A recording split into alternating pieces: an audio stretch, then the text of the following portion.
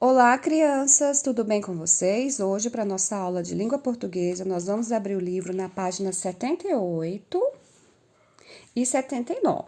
Nossa atividade de hoje está bem tranquila. Nós vamos retomar falando sobre parágrafos e pontuações. Nós já falamos sobre isso antes, mas nós vamos retomar, tá bom? Sobre parágrafo e pontuação. Para isso, nós vamos comparar dois tipos de textos que nós já utilizamos.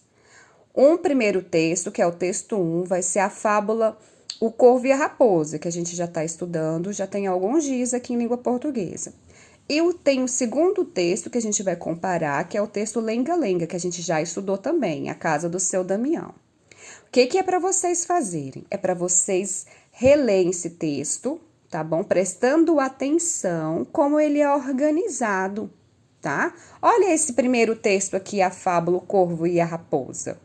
Esse texto aqui, ele é um texto em prosa. Ele sempre inicia com parágrafo. Texto em prosa, ele tem parágrafos. E ele, ó, tem uma linha contínua. Vamos ver quantos parágrafos tem esse texto? O que é parágrafo mesmo? É aquele espaço, é uma organização do texto, é um espaçozinho aqui, ó. Vamos ver quantos parágrafos tem? Um parágrafo, dois parágrafos, três parágrafos aqui no primeiro texto. O segundo texto já é um texto diferente, ele não é um texto em prosa, ele é um texto em versos, ele não possui parágrafos. Observaram bem?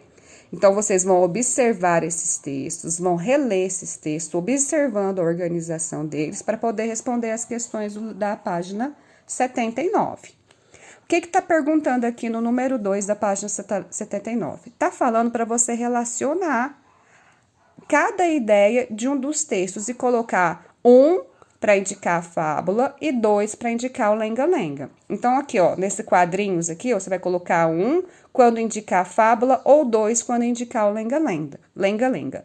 Por exemplo, texto escrito em versos. Qual que é o texto aqui que é escrito em verso? Verso é esse de baixo aqui, ó, que não tem parágrafo.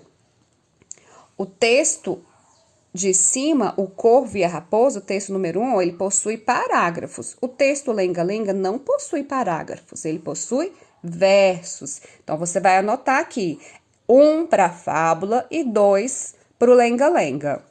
Texto com parágrafos, a professora já explicou. Vocês vão lá, observa qual é que tem parágrafos e vai colocar.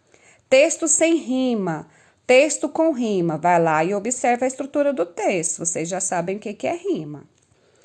Número 3. Acompanhe a leitura do primeiro parágrafo da fábula feita pela professora. Vou ler para vocês essa leitura aqui desse parágrafo. Observe aqui está falando para você observar a marcação do ponto final. Lembrando que cada ponto final marca o fim de uma frase. Ó, um corvo roubou um pedaço de queijo e foi para o alto de uma árvore. Uma raposa logo quis se apossar do queijo. Observa aí os pontos finais, tá? Letra A. Contem os pontos e responda. Quantas frases há nesse trecho? A, quantas frases? Vai botar aqui, ó. Lembrando que cada ponto final marca o fim de uma frase. Letra B.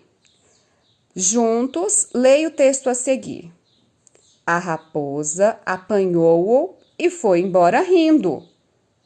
Tá vendo aqui, ó, o início de um parágrafo e contém quantas frases aqui? Tá perguntando. Quantas frases existem nesse parágrafo aqui? Ó, quantas frases você vai colocar?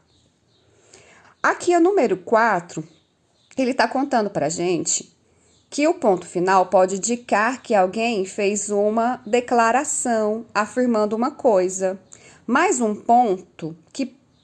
um ponto que pode indicar quando ficamos admirados. Observe. Leia a frase bem sério. O queijo caiu.